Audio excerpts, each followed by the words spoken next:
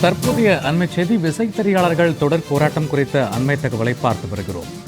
கோவை மாவட்டம் சோமனூரில் கூலி உயர்வு உள்ளிட்ட பல்வேறு கோரிக்கைகளை வலியுறுத்தி விசைத்தறியாளர்கள் தொடர் போராட்டத்தில் ஈடுபட்டு வரக்கூடிய காட்சிகளை நாம் அண்மை செய்தியாய் பார்த்து வருகிறோம். கூலி உயர்வு கேட்டு விசைத்தறியாளர்கள் தொடர்ந்து போராடி வரக்கூடிய அண்மை செய்தி. கோவை மாவட்டம் சோமனூரில் கூலி உயர்வு உள்ளிட்ட பல்வேறு கோரிக்கைகளை வலியுறுத்தி விசைத்தறியாளர்கள் தொடர் போராட்டத்தில் ஈடுபட்டு வருகிறார்கள். சோமனூரில் பந்தல் அமைத்து 4ஆம் நாளாக விசைத்தறியாளர்கள் காலவரையற்ற உண்ணாவிரத போராட்டத்தில் ஈடுபட்டு வரக்கூடிய காட்சிகளை நாம் அண்மை செய்தியாய் பார்த்து வருகிறோம். தொடர் போராட்டத்தில் ஈடுபட்டு வந்த விசைத்தறியாளர்கள் தற்போது உண்ணாவிரத போராட்டம் மேற்கொண்டு வருகிறார்கள். ஏதாவது அசம்பாவிதம் நேர்ந்தால் அதற்கு விளம்பர திமுக அரசு முழு பொறுப்பேற்க வேண்டும் என தற்போது போராடி வரக்கூடிய விசைத்தறியாளர்கள் தங்களுடைய கோரிக்கைகளை முன்வைத்திருக்கிறார்கள். இது குறித்த கூடுதல் விவரங்களோடு இணைகிறார் எமது செய்தியாளர் திருப்பூரிலிருந்து விஜயன். வணக்கம் விஜயன். தற்போது விசைத்தறியாளர்கள் தொடர் உண்ணாவிரத போராட்டத்தில் ஈடுபட்டு வருகிறார்கள்.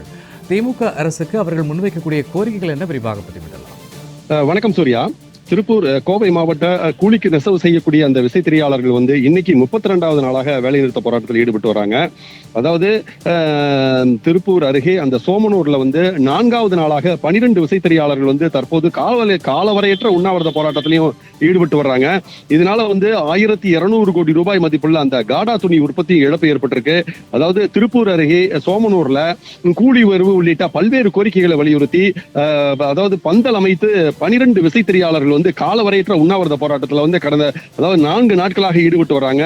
அதாவது ஏதேனும் அங்க அசம்பாவிதம் நேர்ந்தால் அதற்கு தமிழக அரசே முழு பொறுப்பேற்க வேண்டும் எனவும் கட்சி சார்பற்ற தமிழக விவசாயிகள் சங்கத்தினர் தெரிவிச்சிருக்காங்க. புதிய கூலி உயர்வு ஒப்பந்தம் ஏற்படுத்த வேண்டும் என வலியுறுத்தி கடந்த 19ஆம் தேதி முதல் திருப்பூர் கோவை மாவட்ட கூலிக்கு நெசவு செய்யக்கூடிய அந்த விசைத்தறியாளர்கள் சோமனூரை தலைமையிடமாக கொண்டு செயல்படக்கூடிய அவினாசி, தெக்கலூர், புதுப்பாளையம், பெருமாநல்லூர் பகுதிகளில் 10,000க்கும் மேற்பட்ட அந்த விசைத்தறியாளர்கள் அந்த விசைத்தறிகளை நிறுத்தி வேலை நிறுத்த போராட்டத்தில் ஈடுபட்டு வராங்க. இதனால 2 லட்சத்திற்கும் அதிகமான விசைத்தறி தொழிலாளர்கள் வாழ்வாதாரம் இழந்து 32 நாளாக பாதிக்கப்பட்டு வராங்க. இந்த விசைத்தறியாளர்களுடைய பிரதான கோரிக்கையாக தமிழக அரசு ஜவுளி உற்பத்தியாளர்களுடன் பேச்சுவார்த்தை நடத்தி சுமூகமான தீர்வை காண வேண்டும்ங்கிறதா அவங்களுடைய பிரதான கோரிக்கையா இருக்கு. அதாவது கடந்த 2022ஆம் ஆண்டு ஏற்படுத்தப்பட்ட அந்த கூலி உயர்வு ஒப்பந்தத்தை முழுமையாக அமல்படுத்த வேண்டும். புதிய கூலி உயர்வை ஏற்படுத்த வேண்டும். ஆண்டுக்கு 6% மின் கட்டணத்தை ரத்து செய்ய வேண்டும் என்கிற கோரிக்கையை வலியுறுத்தி தான் கடந்த மாதம் 19ஆம் தேதி முதல் வேலை நிறுத்த போராட்டத்தில் ஈடுபட்டு வரக்கூடிய விசைத்தறியாளர்கள் இன்னைக்கு 32வது நாளாக வேலை நிறுத்த போராட்டத்தில் தொடர்ந்துட்டு வர்றாங்க. இதனால 1200 கோடி ரூபாய் அளவிற்கு காடா துணி உற்பத்தி பாதிப்பு ஏற்பட்டிருக்கு.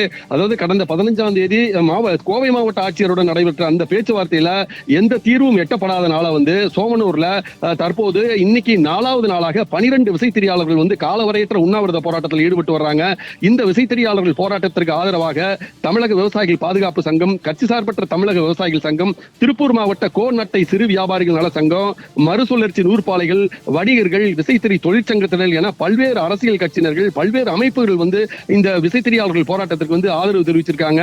32 நாட்களாக விசைத்தறியாளர்கள் வேலை நிறுத்தம் காரணமாக இந்த தொழிலாளர்கள் தற்போது மிக கடுமையாக வாழ்வாதாரம் இழந்து பாதிக்கப்பட்டு வர்றாங்க. விசைத்தறியாளர்களுடைய தொடர் போராட்டம் மற்றும் இதனால் ஏற்படக்கூடிய வாழ்வாதார பாதிப்பு குறித்த கூடுதல் விவரங்களுக்கு நன்றி விஜயன்.